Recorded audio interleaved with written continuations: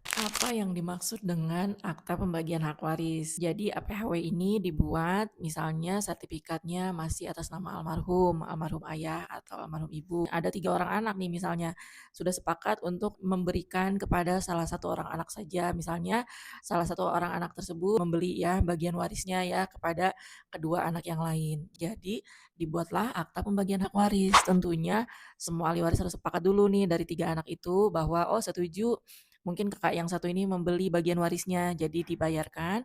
Nah, nanti dengan akta pembagian hak waris ini yang dilampirkan ke BPN sebagai dasar di BPN, nanti dibalik nama hanya ke satu orang anak saja yang memang membeli bagian warisnya. Untuk pembagian waris tersebut sendiri nilainya berapa ya itu memang kesepakatan atau memang perhitungannya bagi orang Islam misalnya perhitungannya sesuai dengan hukum waris Islam atau sudah disepakati tidak sesuai dengan waris Islam misalnya sepakati misalkan bagiannya sama-sama semua juga bisa. Nah, itu sih hanya intern saja antara kakak beradik tersebut ya.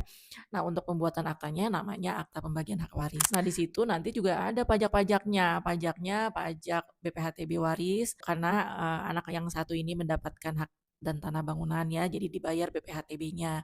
Untuk yang mengalihkan, 2 orang anak itu juga terkena PPh, tapi bisa dicek juga di kantor pajak Pratama KPP, apakah bisa dari kedua anak ini dibebaskan. Jadi diurus surat keterangan bebas PPh-nya. Jika tidak bisa diurus, maka ada pajak PPh yang harus dibayarkan oleh kedua anak tersebut.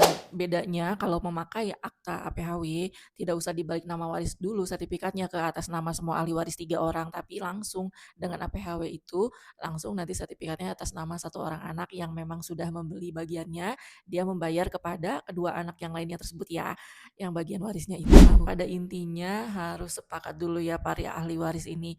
Kalau belum ada kesepakatan maka ya tidak bisa dibuat akta APHW ini dan semua ahli waris ketiga orang ini misalnya 3 anak ini harus hadir di hadapan PPAT-nya untuk membuat akta pembagian hak waris.